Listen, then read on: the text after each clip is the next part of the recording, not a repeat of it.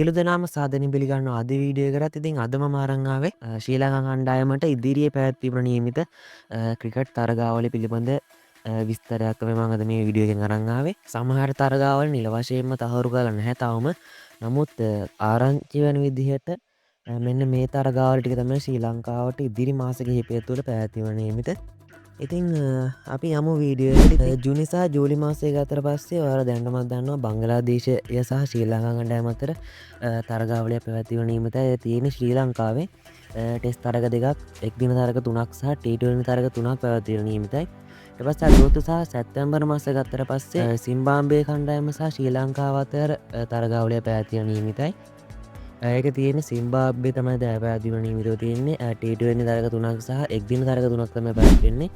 ඉතින් සැප්තැම්බර් මාසය ගත්තට පස්සේ සැප්තැම්බර් මාසයේ ආසියානු කුසලානය පැවැත්වීමට නියමිතයි T20 තරගාවලියක් විදිහට.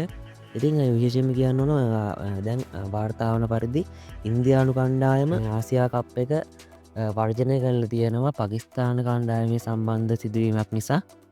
ඉතින් පැවැත්වෙන රට පිළිබඳව තවම නිශ්චිතව තොරතුරක් නැහැ. ඉතින් කොහොම වුණත් සැප්තැම්බර් මාසයේ ආසියානු කුසලානය පැවැත්වෙන බවට තමයි වාර්තාාවෙන. ඊට පස්සේ ඔක්තෝබර් සහ නොවැම්බර් මාස ගත්තට පස්සේ ශ්‍රී ලංකාව සහ අයර්ලන්තය අතර තරගාවලිය පැවැත්වීමට නියමිතයි. එහිදීත් ඒක තියෙන්නේ ශ්‍රී ලංකාව තුළ T20 තරග 3ක් සහ එක්දින තරග 3ක් පැවැත්වීමට නියමිතයි.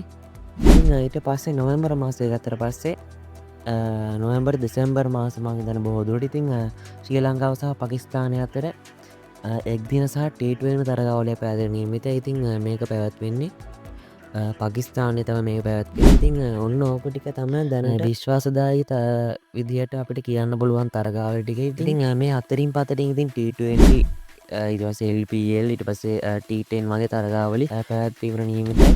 ඉතින් අපි බලමු මොකද වෙන්නේ කියලා. ඉතින් අපි තවත් අලුත් වීඩියෝ එකක් සෙට් කරමු. ගුඩ් බයි.